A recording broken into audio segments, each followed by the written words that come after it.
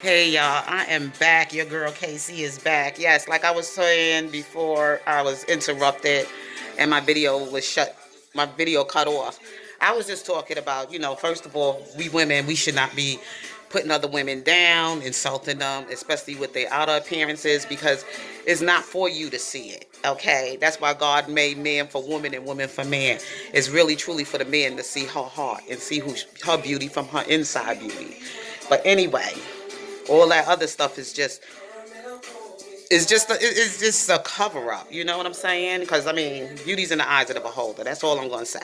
But back to what I was saying about Miss Wimbush. Who's been disrespectful from the time she got onto the scene, when Phases first allowed her to be on her platform and talk of her, relationship with R. Kelly, being that she was supposed to be his strategist and nutritionist. Anyway, if y'all want to believe that story, go ahead and believe it. I ain't gonna tell you not to believe it, but something about that story just don't sound right to me. Um, One post was saying that she worked with him for 30 years. No, she worked as a nutritionist, supposedly a nutritionist for 30 years. And she worked with R. Kelly for maybe a year and a half, working in the house as Drea's nutritionist for her during her pregnancy. That's my understanding of it all. I don't understand how she was in drawers looking for matches and doing cooking, and she found some panties and stuff like that in R. Kelly's drawer that belonged to some sparkle. Okay, anyway. Something about this woman just don't click right. Okay, at first she came on the scene, how she got in the group, everybody was believing in her, that she was somebody that knew R. Kelly, worked closely with R. Kelly, and was able to give some credible information about some of the things about R. Kelly character and working with him, being close to him, and what kind of person he was. And I truly believe R. Kelly, if you meet R. Kelly, he's a very nice gentleman. I think he's a very nice guy. Um, I have friends who got close enough to take photos with him after concerts and stuff. I tried, but it was such a flock of women that I was like, you know what, I'll chill. I was here, I enjoyed the show, and anyway. Back to what I was saying about Miss Wimbush, okay?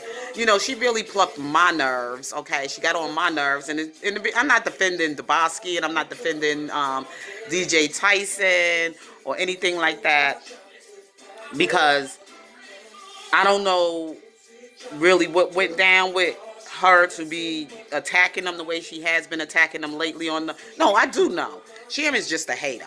Okay, period. Sharon been attacked on an attack with just about all R. Kelly frontline supporters, all those who put themselves out there to do something to benefit R. Kelly. She has came to tear it down. Okay, she comes back and she say all kind of negative feedback of what they've been doing. Oh, this show no credibility to R. Kelly. This is not going to work for R. Kelly.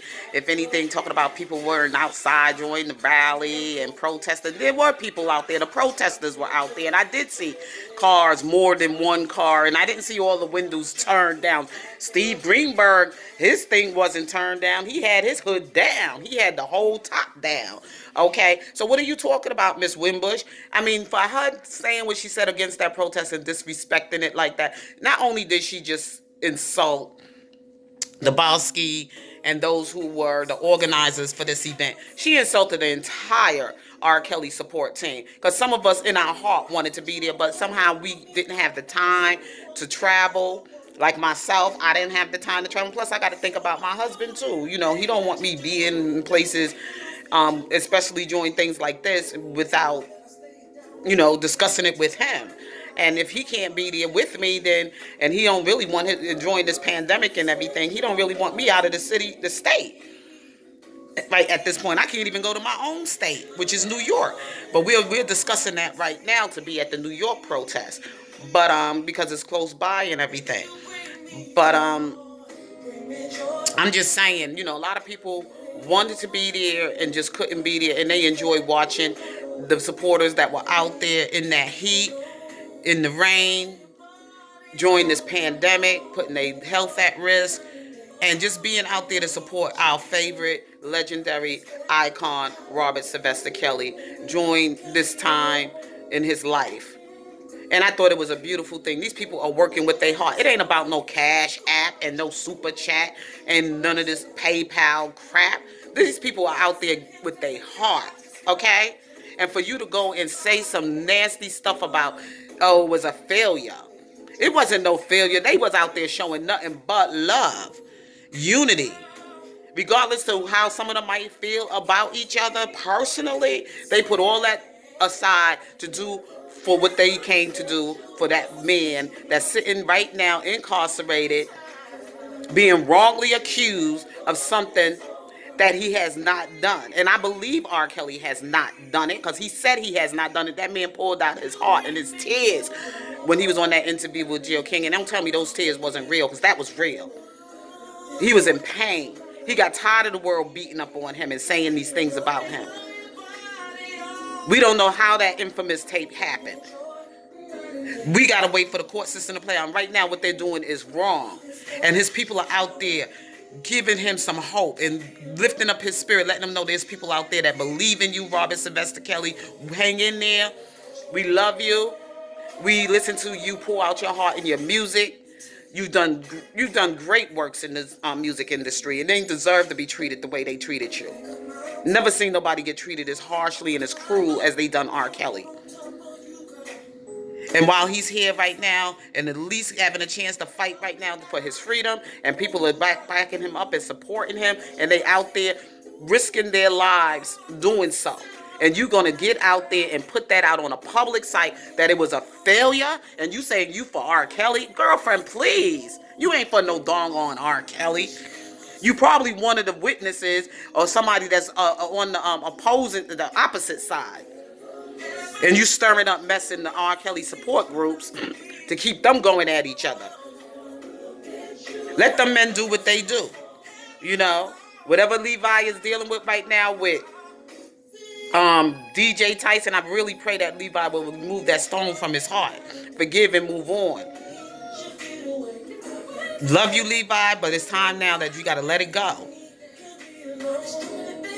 Can't be up in your feelings like that, because that's not good. It ain't no good for you. Not DJ, but for you. Forgive for you. Y'all need to get together and be out there working together. Do you. You do the defense fund if that's what you got to do. You got to get the money, and you got to talk about the defense fund and everything else like that. You do you. Let them brothers do their thing. They want to do their rallies or whatever. Women want to send their money to take care of a man's living expenses. So be it. You know, so be it. That's the way I feel. But I'm in support for Robert Sylvester Kelly, and whatever the supporters are out there doing, I support everybody's work, as long as it's going to be something in the benefit of R. Kelly. And as far as for Dabowski, now, I'm going to say this. Dabowski been on the scene from day one. And I know that for a fact. I witnessed that for a fact. Out there with his protest sign and everything. Even when Dana was out there, he was sitting out there by himself in the cut somewhere with his protest sign with him. And I remember him even doing a video of him being out there waiting on the protesters to come out. And he was doing his thing alone. And I do give him credit for doing that. Dabowski always been on the scene. Always. And that young brother worked with his heart. Yeah, it might come out a little mean and hardcore the way that's where he from. He from those streets, you know. So that's who he is. But that doesn't mean that the brother mean any disrespect to anybody. But if you poke him and if you step on his toes or whatever, you gonna get something from that man. You know. So that's just who he is. You know, he a Capricorn. That's how we roll. Anyway. And I'm a Capricorn, okay?